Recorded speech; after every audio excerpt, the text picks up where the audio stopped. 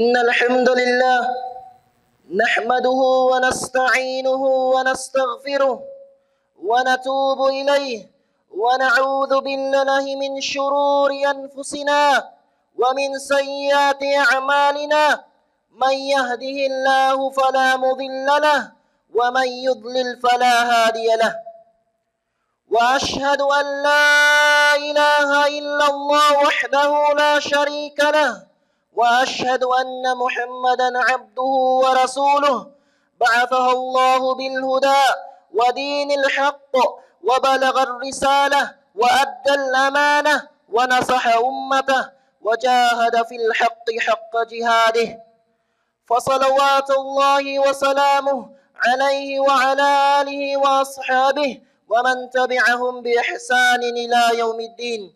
أما بعد، قال الله تعالى: هو الله الذي لا إله إلا هو الملك القدوس السلام المؤمن المهيمن العزيز الجبار المتكبر سبحان الله عما يشركون.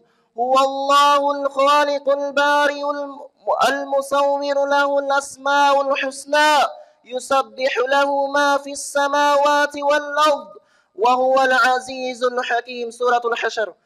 O ikaw na alipin ng Allah, katukutan mo ang Allah ng tunay na pagkatakot at iligtas mo ang iyong sarili mula sa apoy ng impyerno. Siya ang Allah, ang maluwalhati at dalisay. Ang lahat ng pagpupuri ay sa Kanya lamang. Siya ang Allah, ang pinakadakila at walang sino mang Diyos na dapat sambahin maliban sa Kanya. O ikaw na alipin ng Allah, anong karapatan mong magmalaki, magmataas laban sa Allah subhanahu wa ta'ala? Gayong katotohanan na ikaw ay nilikhan lamang niya at ikaw ay nanggaling mula sa similya. Sabi ng Allah subhanahu wa ta'ala, qala Allah ta'ala, min ayyi shay'in khalaqah, min nutfatin khalaqahu faqaddarah. Sabi ng Allah subhanahu wa ta'ala sa Suratul Abasa, mula sa anong bagay siya ay nilikha ng Allah. Min nutfatin khalaqahu faqaddarah. Siya ay nilikha lamang mula sa similya.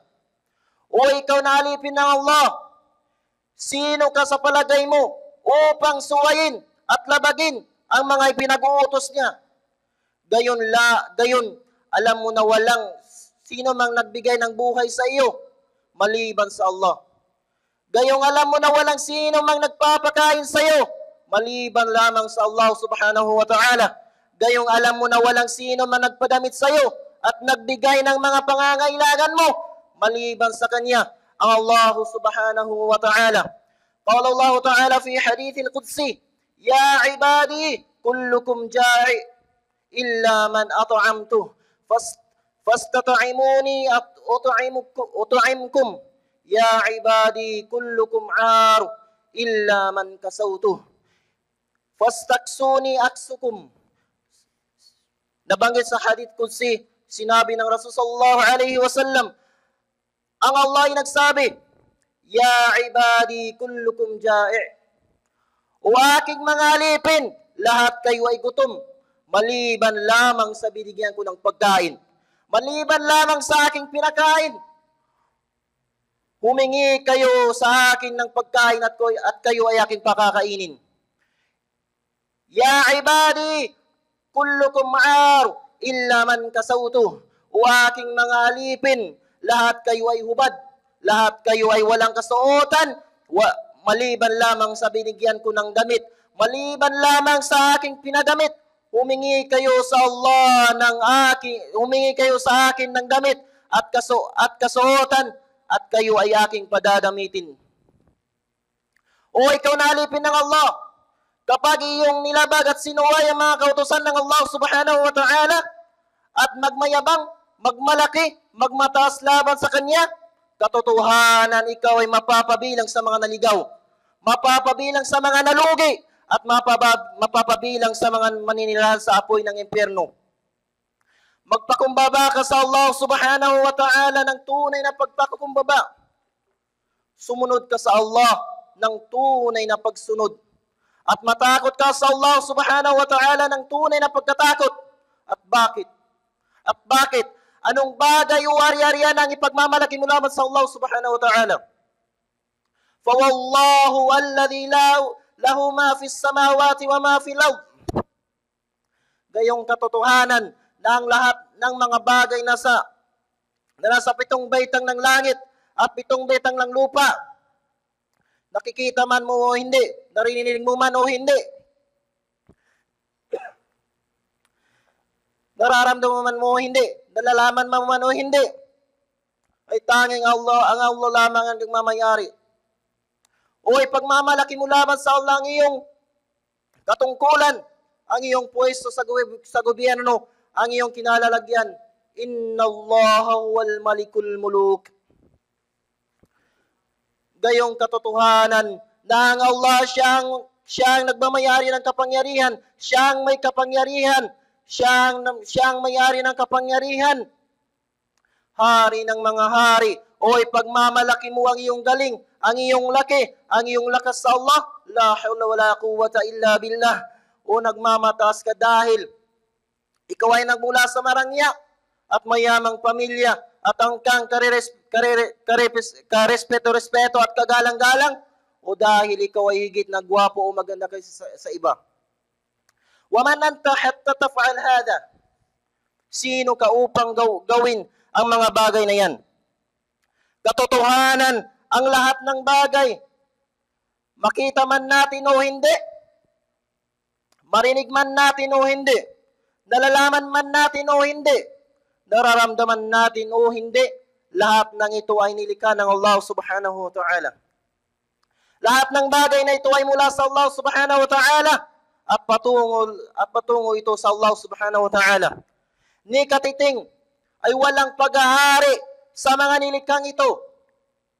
Kaya't wala kang dapat gawin maliban lamang na sundin ang anumang kautusan niya.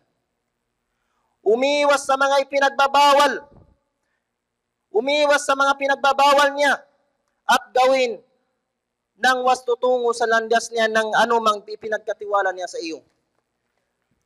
O ikaw na alipin ng Allah subhanahu wa ta'ala, nalalaman mo bang ang dahilan kung bakit ang iblis o ang syaitan ay pinalabas ng paraiso? Dahil ito ay dahil sa kanyang inggit.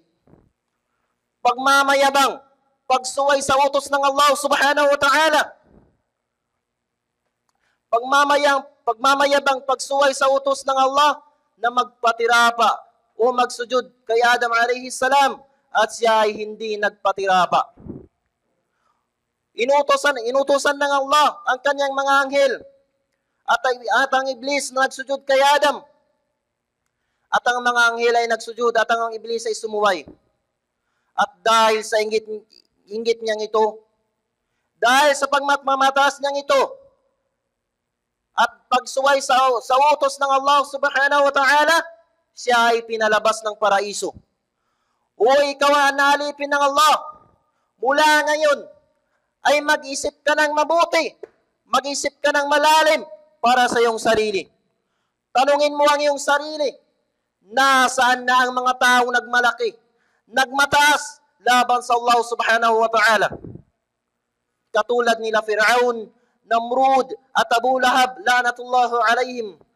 Ang galit at sumpa ng Allah subhanahu wa ta'ala ay mapasa kanila. Kapag sinunod mo silang mga nagmamataas at nagmalaki sa silang mga sumuway sa Allah subhanahu wa ta'ala, matitikman mo rin ang kamatayan. Darating din ang iyong oras at makikita mo, mararamdaman mo, at iyong matitikman ang kapalit ng mga ginawa mo dito sa mundo. Ano ang sabi ng Allah subhanahu wa ta'ala laban sa kanila? Qala Allah ta'ala, وَالَّذِينَ كَذَّبُوا بِآيَاتِنَا وَاسْتَكْبَرُوا عَنْهَا أُولَٰئِكَ أَصْحَابُ النَّارِ هُمْ فِيهَا خَالِدُونَ. Sabi ng Allah subhanahu wa ta'ala, at yung mga tao na nagpapasinungaling sa aming mga tanda, mga aklat, mga batas, at nagmatas laban dito, sila yung mga nagmamayari sa impyerno at doon sila'y maninirahan ng walang hanggan. Wa qala aidan, la tufattahu lahum abwab as-samai wa la yadkhuluna al-jannah hatta yalija al-jamalu في سم الخياط وكذلك نجزي المجرمين. At sabi ng Allah subhanahu wa ta'ala, hindi bubuksan sa kanila ang mga pintuan ng langit. Wala yadkhuluna al-jannah, at hindi sila makakapasok ng paraiso. Hatta yalijal jamalu fis sammil khiyat. Maliban na lamang kung makapasok ang kamilyo sa butas ng karayom. أقول قولي هذا واستغفر الله لي ولكم ولجميع المسلمين من كل ذنب فاستغفروه إنه هو الغفور الرحيم. الحمد لله رب العالمين والصلاة والسلام على أشرف الأنبياء والمرسلين نبينا محمد وعلى آله وصحبه أجمعين. أما بعد، قال الله تعالى: يا أيها الذين آمنوا اتقوا الله حق تقاته ولا تموتن إلا وأنتم مسلمون. Sabi ng Allah subhanahu wa ta'ala, o kayong mga mananampalataya, matakot kayo sa Allah ng tunay na pagkatakot. Matakot kayo sa Allah ng tunay na pagkatakot sa Kanya, at huwag kayong mamamatay maliban lamang na kayo ay mga Muslim. O ikaw na alipin ng Allah subhanahu wa ta'ala, magpakumbaba ka sa Allah sa pamamagitan ng pagsunod sa mga ipinag-utos niya sa iyo at pag-iwas sa mga ipinagbabawal niya sa iyo. At kapag nagpakumbabas ka sa Kanya, papagaanin niya ang pamumuhay mo dito sa mundo. At higit sa lahat ay papapasukin ka niya ng paraiso. At doon ay mananirahan ka ng walang hanggan, ng walang katapusan. At isa sa ating mga guro sa Islam ay ang narinig ko sabi niya, pwede, maaari kang magmataas, magmalaki, magmayabang laban sa Allah subhanahu wa ta'ala. Lahat kami ay nagulat sa kanyang sinabi. At siya ay nagpatuloy, sabi niya, pwede kang magmataas laban sa Allah subhanahu wa ta'ala doon sa lugar at lupa na hindi niya pag-aari. Doon sa lugar na hindi na sa ilalim ng kanyang langit at lugar na ikaw ay naroroon na di Kanya nakikita. At nagawa mong magtago at makaligtas sa paningin ng Allah subhanahu wa ta'ala. Gawin mo ang anumang bagay na ibigin mo. Gawin mo ang anumang bagay na gusto mo. At huwag na huwag kang kakain sa pagkain mula sa Allah subhanahu wa ta'ala.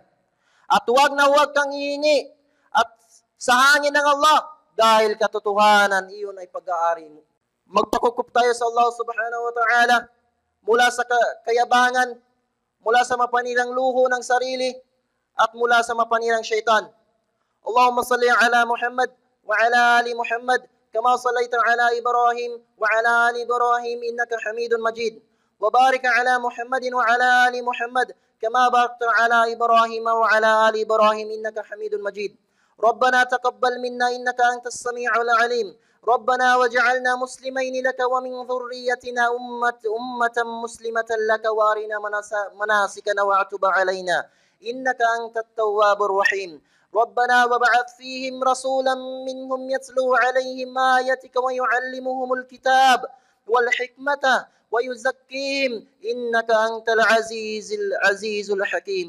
ربنا أفرغ علينا صبرا وثبت أقدامنا وانصرنا على القوم الكافرين. ربنا لا تؤاخذنا إن نسينا أو أخطأنا. ربنا ولا تحمل علينا إصرا كما حملته على الذين من قبلنا. ربنا ولا تحملنا ما لا طاقة لنا به واعف عنا واغفر لنا وارحمنا فانصرنا على القوم الكافرين. ربنا آتنا في الدنيا حسنة وفي الآخرة حسنة وقنا عذاب النار. أقم الصلاة إن الصلاة تنهى عن الفحشاء والمنكر.